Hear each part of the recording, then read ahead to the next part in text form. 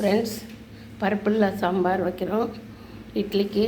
இது பாருங்கள், இதெல்லாத்தையும் வச்சு மிளகாய், தக்காளி, உடச்சக்கடலை, தேங்காய் போட்டு அரைச்சிக்கணும்.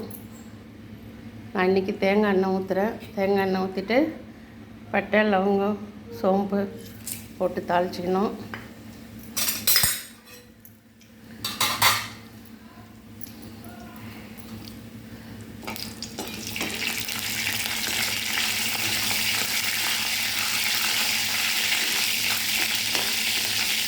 இதை தாளிச்சிட்டு கருவேப்பிலை, வெங்காயம் போட்டுக்கிறோம். வெங்காயம் வதங்கட்டும். பருப்பு இல்லாத ஒடிச்சக்கடலை தேங்காயும் போட்டு வைக்கிற சாம்பார் இது இட்லிக்கு ரொம்ப நல்லாயிருக்கும். இது எல்லாருமே வைக்கலாம். ரொம்ப ஈஸியான சாம்பார், டேஸ்ட் அதிகம்.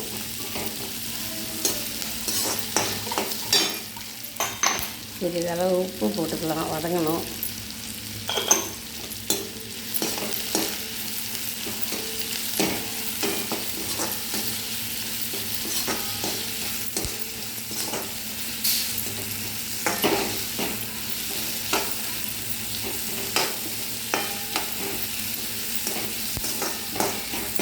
ரொம்ப வதங்கினாலும் கூட அவசியம் இல்லை, ஒரு கண்ணாடி பதம் வந்தால் போதும். அப்புறம் அரைச்சி வச்ச பேஸ்ட்டை ஊற்றிக்குவோம்.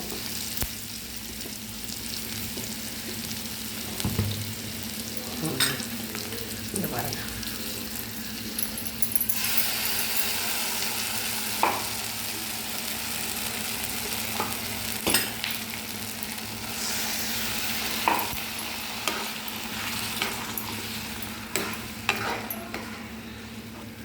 தண்ணி நம்மளுக்கு வேணும் அளவு ஊற்றிக்கலாம்.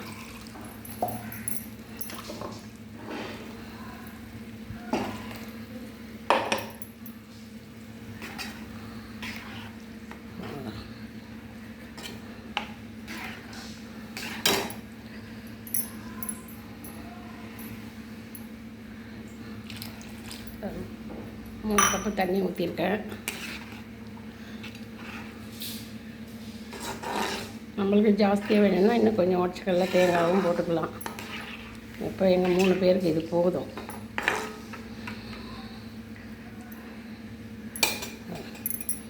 நல்லா கொதி வந்ததும் கொத்தமல்லி போட்டு இறக்கிட வேண்டியது தான்.